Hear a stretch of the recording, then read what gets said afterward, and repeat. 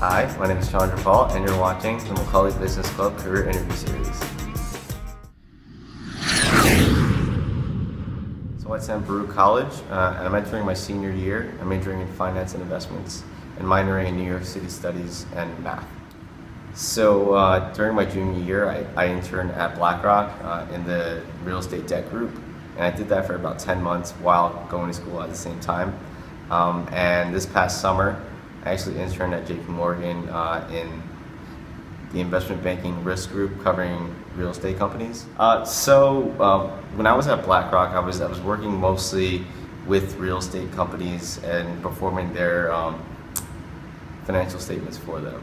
So that included, every quarter we would basically give out financials to all of our real estate funds. And so that was interesting, and there were a lot of other sort of intern tasks that I had to do. Now moving on to J.P. where it was much more structured, where I had projects to do. I would perform annual reviews for companies. So I did 4 annual reviews on different companies in real estate. So I had one company that was a healthcare REIT, which means basically they invest in healthcare real estate properties. So think of your medical office buildings or your senior housing facilities and stuff like that. Another company was a casino right in New York City, and another company was a timeshare company, which is really interesting. And lastly, I did a hotel chain. So what I did for that internship was provide a 40 to 60 page slide deck on how the company's performing right now, what are the key risks in that industry, basically what are the key drivers of growth, and what my risk rating for that company is.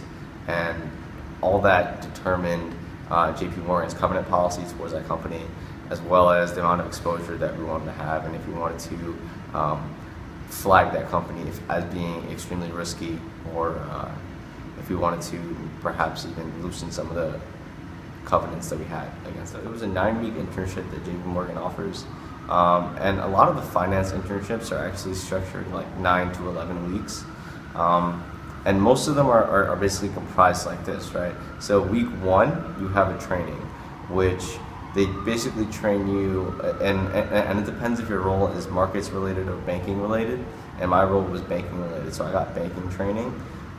And so week 1, they trained me on, what are J.P. Morgan's policies, what are the compliance issues, what are the legal things you have to worry about, and all that stuff that they sort of have to teach you.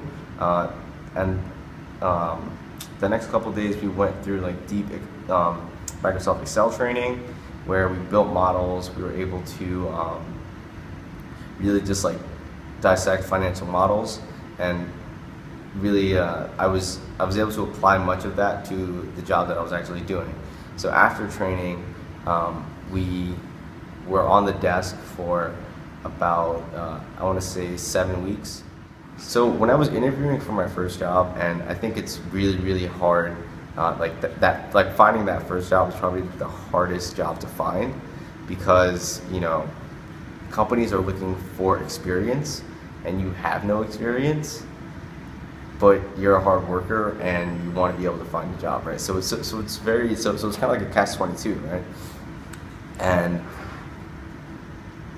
in order to combat that, or to make myself look like a really good candidate, I was always involved in clubs. So I think at the time I was on the board of 2 clubs, and I was doing some work in the nonprofit sector. I volunteered at a nonprofit, and my GPA was solid. I think it was a 3.7 at the time.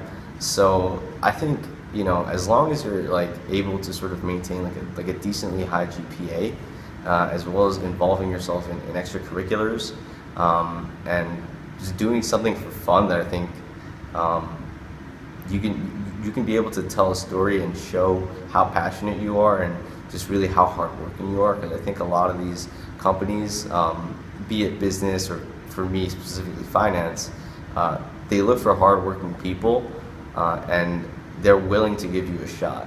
So I remember that first time that I was interviewing, they asked me a lot about my experience in my nonprofit, and I think through that they were able to see that I was very passionate about a cause that wasn't directly related to what I was studying in school, but they saw my passion towards it, and I think that really helped me out to find that first job.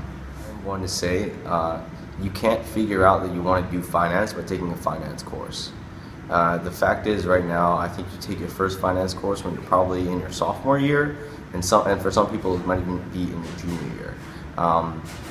And the fact is, you need to realize that you want to do finance way before you start learning anything about finance in school. So a lot of this requires sort of reading outside of school, be it the Wall Street Journal, be it going to clubs, be it watching Bloomberg or CNBC.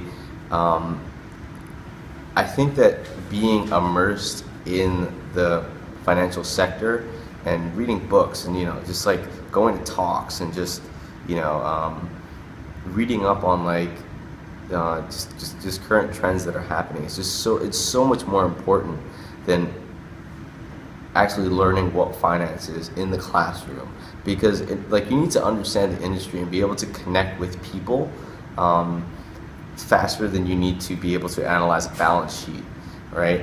I think that's the most important thing, and so mastering those things first is one of the main reasons why I think I was able to get all this great internship experience, because I could connect with people and I could have a exciting conversation about the Fed and Dodd-Frank and things like that. But I think the one thing that you have to do to be a successful summer analyst in any internship, especially in finance, is that you have to be very resourceful, because a lot of the times you'll be given a task and you're the only one that's responsible for it, right? And yeah, you can ask the analyst that did it last year, or you can ask a friend that's doing a similar company or something like that. But the truth is, a lot of the stuff, people have their own work to do, and a lot of stuff you'll need to find out on your own. So whether that's utilizing the internet to find out answers, or browsing through the 10K and just getting deep into it, you have to be able to be very resourceful and know that people like to help, and people are definitely there to help, but you're there to work, and just having that mindset is just very key. Yeah.